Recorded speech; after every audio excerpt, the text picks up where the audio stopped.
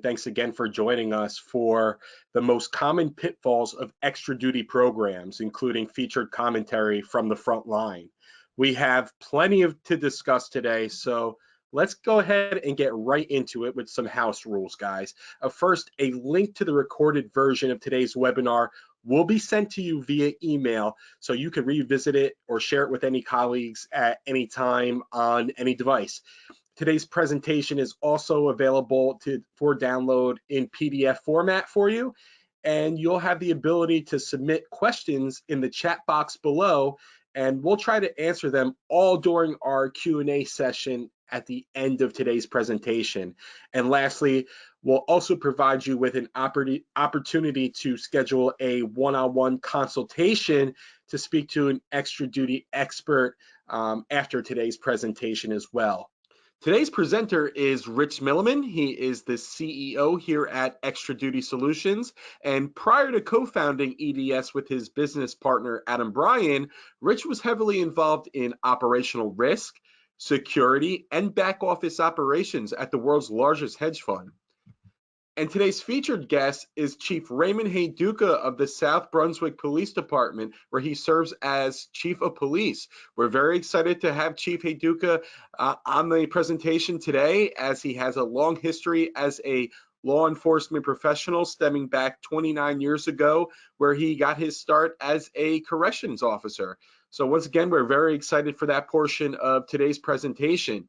And now, without further ado, I would like to introduce everybody to our CEO, Rich Milliman, and we'll go ahead and get started with today's presentation. Rich, I'm handing it off to you. Today, we're going to talk about some of the common problems and pitfalls we see in the extra duty world. And we'll talk about this from the vantage point of the four stakeholders of an extra duty program. Those four stakeholders being the municipalities, the agencies, the officers of the agencies, and the customers or the vendors of the program. And we'll group agencies and officers together. So let's first start by talking about the common pitfalls we see for the municipalities. The two biggest common pitfalls we see in municipalities relate to money. The first is financial float. So float is basically an interest-free loan the municipality is giving to the customer or the vendor. So if the agency does a detail for Verizon, let's say, the officer gets paid at the end of that payroll period a week later, and Verizon doesn't pay their invoice for 3 months. The municipality has given an interest-free loan to Verizon for 3 months. Now that invoice may only be $1,000, and giving somebody an interest-free loan for $1,000 for 3 months isn't a ton of money. But if you're doing 100,000 of payroll every other week on your extra duty program, this can add up to a lot of money. And out of the, I don't know, 60 or 70 municipalities, CFOs that I've spoken to personally about their program, I can think of about one who really understands, has done the math and understands what the float is costing the municipality. And it can be very surprising how much it costs, because money's not free. If you're floating money, that's a cost to that. The second related to that is bad debts. So bad debt's a little bit more obvious. A landscaper does a detail, the officer gets paid, the landscaper gets invoiced and never pays, goes out of business or just skips town, closes down their LLC or whatever. Bad debts, depending on where you are in the country, can be rather high. They tend to be higher in the Northeast and lower in the South and West. But again, a lot of times they're not measured, or they're not aggressively sought. In other words, the person who in the municipality who is sending out the invoices and responsible for collections isn't doing an aggressive enough job of collecting upon the invoices, and so bad debts can get higher than they should be, and they can become a pretty serious problem.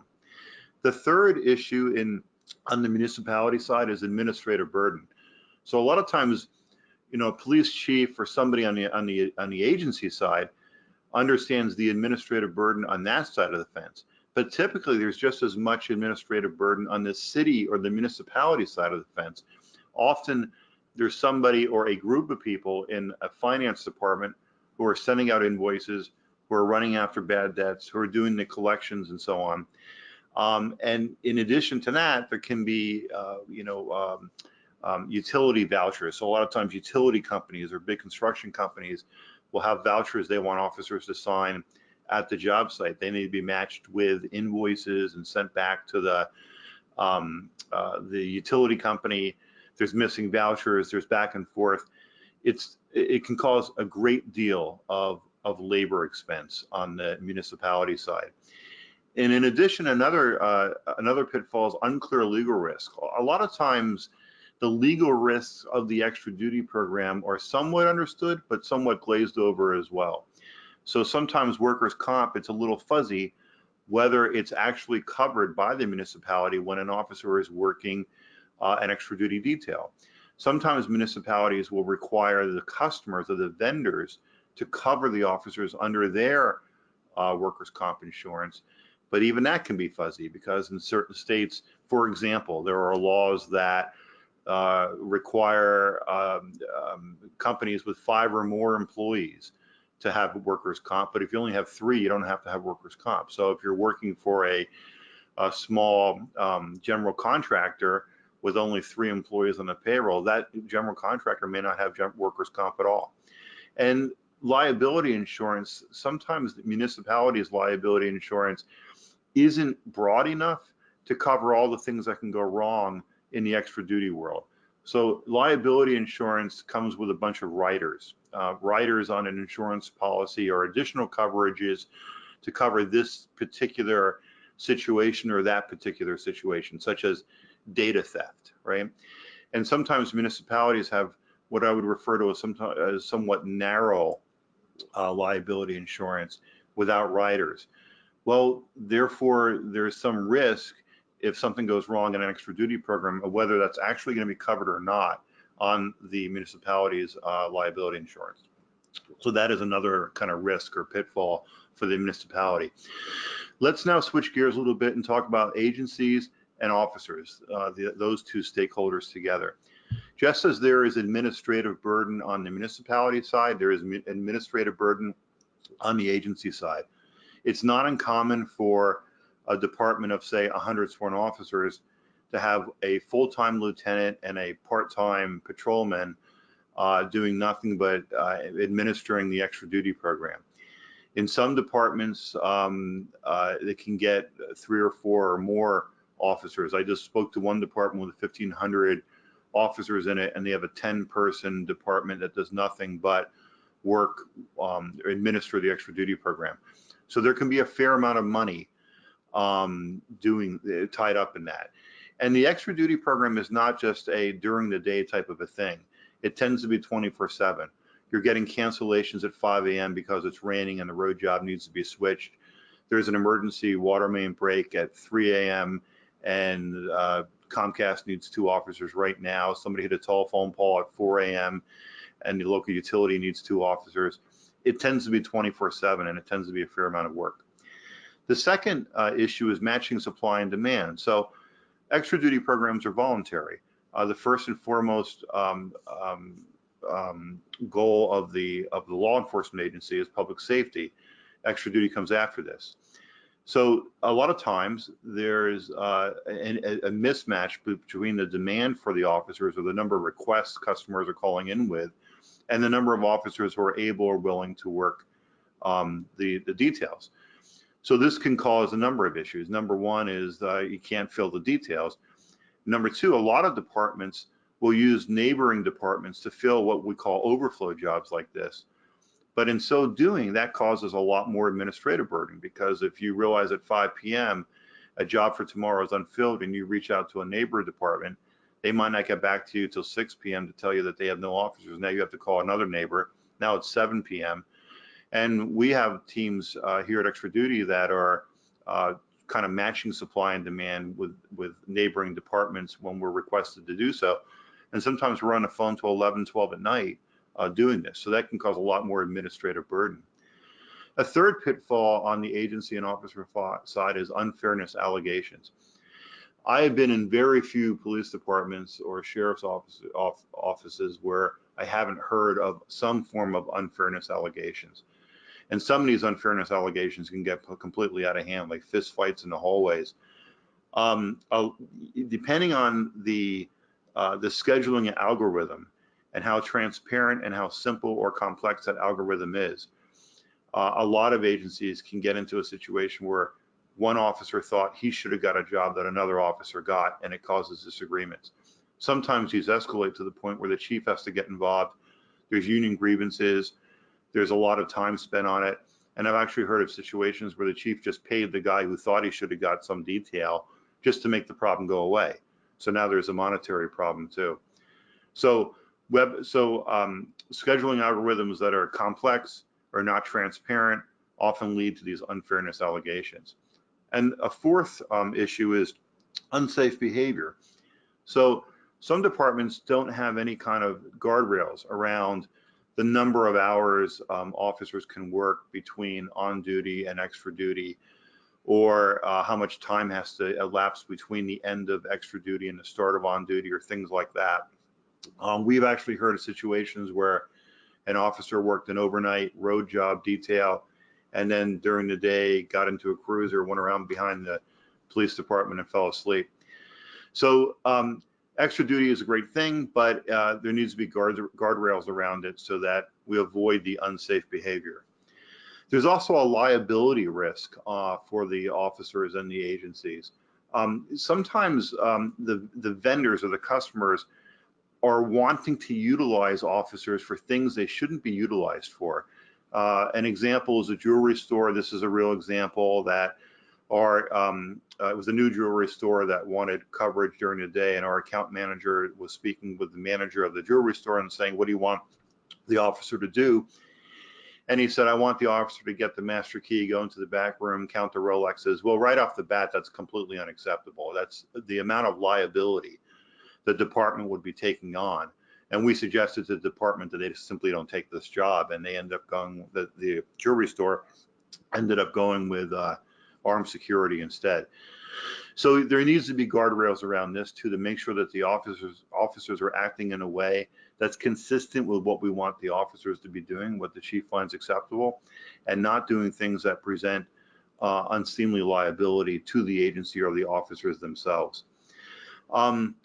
Related to that is reputation. So we've had several situations, not several, but we've had some situations where a customer has called us and complained about an officer, saying that the officer just, played a game on his phone during the detail, or didn't get out of his car for any reason, or things like that. So you have to realize that extra duty program is kind of in some regards the face of the department. Law-abiding citizens, for the most part, when they see officers, a lot of times they're working extra duty. So this may be the only glimpse they have into the local police department. So if you have officers that are working details who are overly tired or not taking them seriously, that can present a reputation risk to the agency itself. And then unethical and illegal behavior. Unfortunately, we've seen this in a number of departments. Extra duty can be rather seductive, and there can be a lot of money at stake. And as a result of that, there can be certain individuals that go up to the line or even over the line. So we've gotten called into more than one department by county prosecutors asking us to come in to see if we could help the department because they've had issues where officers had no-show jobs or did other types of things that are clearly over the line and at a minimum unethical and at a maximum illegal. We've seen departments where there's been federal indictments handed down. So again, there just needs to be guardrails to avoid these kinds of pitfalls. Another issue on the officer and agency side is delinquent accounts. There are some departments where the officers don't get paid until the customer or the vendor pays. So officers could be waiting months to get paid, if they get paid at all. This puts officers in a very unfair situation. They shouldn't be taking the financial float and the credit risk. That should be the municipality's responsibility if they're going to have a program, or the third party's administrator if there is a third party administrator. And it also can put the officer in a situation where they become the collections agency. So we've seen situations where officers get paid cash on site or a check at the end of the night. And if that check's not there, the officer is now put into a situation of, what are you going to do? You want to get paid for your time, which is fair, but at the same time, everybody in society now walks around with a movie camera.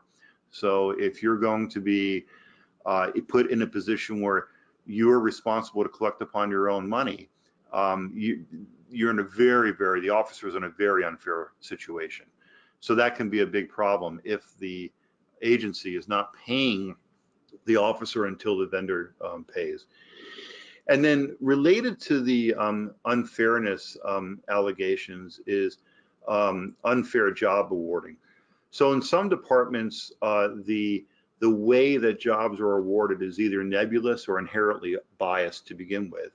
And in some departments, there are internal coordinators who run, if you will, certain jobs. So if I'm a coordinator, I might say, well, the mall is my customer. If you want to work at the mall, you have to come see me, and I'll decide if you're allowed to work at the mall and when you can work. So if you're a junior officer, or you just transferred into a department, you're unpopular, you're not on the inside with all the right coordinators, you may not get any details, to, in a sense, no fault of your own. And that can lead to unfairness allegations, obviously. Let's switch gears a bit and now talk about the common pitfalls we see for the customers of extra duty programs. The first is just engagement. I mean, a hard time engaging with the agency. So sometimes agencies don't have a good or an easy or an obvious way for a customer to get in touch with the agency to find out what are the rates, what are the rules, to make requests. We've had a lot of examples where after 5 or 6 p.m. or on weekends, nobody answers the phone, or overnight nobody answers the phone, or the person who answers the phone isn't the person you have to speak to, and you get transferred around, and it might be 3 days before you get to the right person. So just the engagement itself can cause irritation in some cases with customers. Number two, also irritation, is lack of visibility. So sometimes we've heard customers that call agencies and make a request, and then that's the end of it. They don't know if the job is filled or unfilled, and so they have to call back, and there's back and forth where there really shouldn't be, and that can be a source of irritation to the customer. The third is a lack of responsiveness. So this is mainly when there is errors made. So it's not uncommon where a job is supposed to go from 0700 to 1530, say, and the officer worked until 1630, and the customer didn't know that, or the officer forgot to change his hours on a voucher or something like that. And there's back and forth, or there needs to be back and forth between the customer and the agency or the finance department of the municipality. A lot of times those requests from customers end up in a black hole because there's no clear path of escalation for the customer, and that can be a source of irritation too. And then another one is communicating feedback. We've gotten a lot of feedback from customers of agencies that we administer the programs for, saying that they're not real comfortable calling an agency and reporting negative feedback on an officer. But they have no problem calling us, and we pass that feedback on to our liaisons and agencies. But if there is no third-party administrator, a customer can sometimes feel like they have nowhere to turn. They don't want to call the agency and complain about an officer, but they also don't want that officer coming back. So sometimes those customers just sort of drop off and stop using the program because they feel like there's kind of no outlet for them. So let me just summarize very quickly. The first thing I want to say is this has been kind of a negative webinar, but extra duty programs have extreme high benefits for the stakeholders we just talked about. They get more officers out there. They get officers interacting with the community in a positive light. There's a lot of the community, as I said, that doesn't interact with officers on a day-to-day basis, law-abiding citizens, for example. They get to see officers in a friendly environment. It's a great source of supplementary income for officers. So there's a lot of benefits. But as we discussed here today, there's a lot of potential pitfalls too. And some of these pitfalls are not as obvious as others. But the one thing we want to underscore is that All of these pitfalls are avoidable and can be corrected. None of these pitfalls are immeasurable. None of these pitfalls should result in a knee-jerk reaction of let's not have a program. With a little bit of thought and some planning, you can have a program that avoids the pitfalls that we spoke about today, and it would be a great interaction with the community. Thanks, Rich. And before we get into today's Q&A, as promised, we'd like to share some commentary directly from the front line. So without further ado, we'd like to share a pre-recorded interview that took place earlier in the week with Chief Hayducka from the South Brunswick Police Department in New Jersey. Chief, thank you for not only your time today, but for your service as a police chief who's dedicated to keeping their community safe. So Chief, let's get right into it. Why don't we start with you telling us a little bit about your law enforcement background, as well as your journey to becoming Chief of Police at South Brunswick PD. Well, first of all, thank you for having me here. My law enforcement career started in 1988. I have approximately 31 years service now. I started out in the New Jersey Department of Corrections as a corrections officer, worked there for approximately a year. Then I went over to the city of East Orange, where I served as a patrol officer. Eventually, I ended up in South Brunswick as a lateral transfer, and I worked my way through the ranks. In 2005, I was promoted to Chief of Police, where I'm currently working, obviously. Well, Chief, thank you for providing that background information for us here. Let's take a step into the extra duty world. Prior to partnering with us, let's backtrack here. What were some of the common challenges your agency faced regularly as it related to your extra duty? Well, one of the biggest challenges that we had, well, there was two components. One, internally, we're a busy department. We put out approximately 10 to 15 cars a day, and we would get a lot of calls, and the town is changing, a lot of construction. Quite frankly, it wasn't a very desirable assignment to be the person to take those calls. As the town has been growing, it evolved to a full-time job. The civilian personnel that was handling the job, approximately 95% of her time, we figured, was on that. Her original job was in the training office, so the training component suffered, and her job really became full-time off-duty work. In addition, my accounts clerk, we were paying her overtime because the amount of billing and chasing the funds down, approximately 20% of her time was dedicated to that function. In addition, I don't think we had the service when we were doing it in-house. The person works 8 hours a day. Now they leave their desk, they go to lunch. We're missing calls, so it's on an answering machine. The person takes vacation. We had to have somebody fill in. The person, they may have not known the job as well. So we would miss jobs and we would miss calls, and it would impact traffic and it would impact the customer service. So the beauty of this is now there's one line, it's 24/7. EDS always answers the phone. We don't have to wait till the answer machine comes in. And once again, prior to that, they might call the midnight officer and say, we need somebody. And they would fill out some forms and leave it for the civilian person. They didn't understand. They didn't get all the information. It just wasn't a familiarization to the random person taking the call. All those problems have been resolved.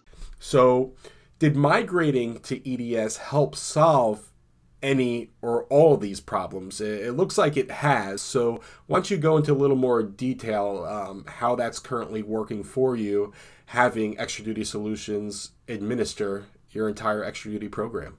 Well, obviously, we were able to remove the person doing the job and reassign her to another job, which her original job was training. That took care of that. Also, we don't miss phone calls anymore. I believe she spends about 1 hour a week, she told me, on Extra Duty Solutions. And usually it's just coordination with the traffic bureau because they have to have pre-construction meetings. So it really resolved those problems. Chief, when you decided to migrate to having EDS administer your program, were there some individuals or groups in favor of that transition? And then on the other side of the spectrum, were there some against the decision? Well, the civilian and the accounts clerk were very interested in looking at it. And because it would lighten their workload and they could function on their primary task or their original task. The union was adamantly opposed to it. So I did sit down with them. I explained it to them. Extra Duty Solutions came in and explained everything. And I made a deal with the union. I said, we will try this on a 90-day basis. I could tell you right now, we could not take this away from them. Their big concern was they thought they were going to lose work because there was a fee tacked on. We did not get one complaint in that area. That's great. And knowing what they know now, since you've migrated to Extra Duty Solutions and been utilizing our services for some time, what would those naysayers possibly say now about the transition and how it's been working between EDS and your agency? It's made for a more balanced system. It's more fair. Prior to us having the system, we had a sign-up sheet, which was in our muster room where they do briefing. And if you were off, you didn't know about a job. Or you would have to call somebody and say, is there anything available? And we have a fair system. There's a bumping system. It's so much easier now. One officer explained it to me. He said, now I'm sitting on my couch and I know if a job comes in. It's all electronic. I could sign up right online. I could bump an officer online, under our equity system. In addition, it's made a more balanced workforce because more people are working it. It's not the same people working it all the time because more people see the opportunity. For example, one officer said, I went to my kid's Little League game. It got rained out. While I'm going home, I got an off-duty job. And he said it was able to provide for the day because I made a good day's pay. Had I known that, I lived 45 minutes away, I would have never known about that job. You also mentioned briefly, you touched on your job awarding process at South Brunswick and how it works, how it operates. It seems that you have a pretty complex detail awarding process. Was the transition to the EDS service smooth or difficult for your agency? It was very smooth. Obviously, you have to go through a bidding process in New Jersey. There's the local finance rules you have to follow. EDS was great. They put out the proposal. The RFP came out. It was done exactly as we requested. A lot of times these bids and proposals are rejected because the rules are not followed. We looked at it. We voted on the governing body voted on it, and it was a smooth, easy transition. Well, that is definitely music to our ears, and we're certainly happy to hear that it's working out well and the transition was so smooth for your agency. Were there any unforeseen benefits in the EDS service which your agency is benefiting from now? Maybe anything you didn't expect prior to the migration? As I said before, the reduction of the workload, I personally didn't realize how much time it was taking. A big benefit is we don't have to chase money down like bill collectors. In the past, I couldn't believe how many times we'd have outstanding accounts. In New Jersey, you're required to pay the officer the week after or within that pay period when they worked. So now the money is in. There are times when we were negative in the account and we would have to go to the town and get the money and take it from another account while we were waiting to collect the money. Sometimes we would wait 90 days, 6 months to get money. This one really surprised me. The vendors are happier because they now have 24/7 access. Somebody answers, they know who they're dealing with. They've learned with construction projects, they actually call EDS and say, we're going to have some traffic slots, but we've already contacted the traffic bureau. They know who to speak with already. And finally, what really pleased me is the benefit that more officers are working it and it's less burnout. It's always tempting to make more money, but the opportunity is spread out throughout the department. And I think that's the best benefit. It's more balanced. Other officers see the opportunity and everyone benefits from it. We have more officers on the street and there's no cost to the taxpayer with this Extra Duty solution. We don't have to lay out any money. We didn't have to buy any program. Extra Duty Solutions bears all the upfront cost and everything is put on the vendor. I believe everyone wins. I believe the taxpayer wins, the police officers win, and the agency overall benefits. Chief, thank you so much again for your time today. We really do appreciate it. And before I let you go, selfishly, I'm going to ask you one more question since I have you on still. And that is, if you were speaking to another agency that was possibly considering having a third party administer their extra duty program, what advice would you give them, and what would you tell them about EDS? I would say it's a great company. They're very professional, and just give it a try. When you do business with a company and they say there's no time commitment, you can get out on 30 days notice, that's unheard of in New Jersey. So it's just something, just try it. It's a great company. It's a great product. Your agency will benefit from it. Okay, great. Chief Hayducka from the South Brunswick Police Department in New Jersey. Thank you again for your time. It looks like we did go over a little bit today, but that's okay. If everyone wants to allocate a few more minutes, we're happy to go into our Q&A portion of today's webinar. So without further ado, let's just go right into that. And if you have any questions, feel free to put those in the chat box on the bottom right-hand side, and we'll be happy to answer as many as we can over the next few minutes. So feel free to go ahead, and we'll hang on the line here.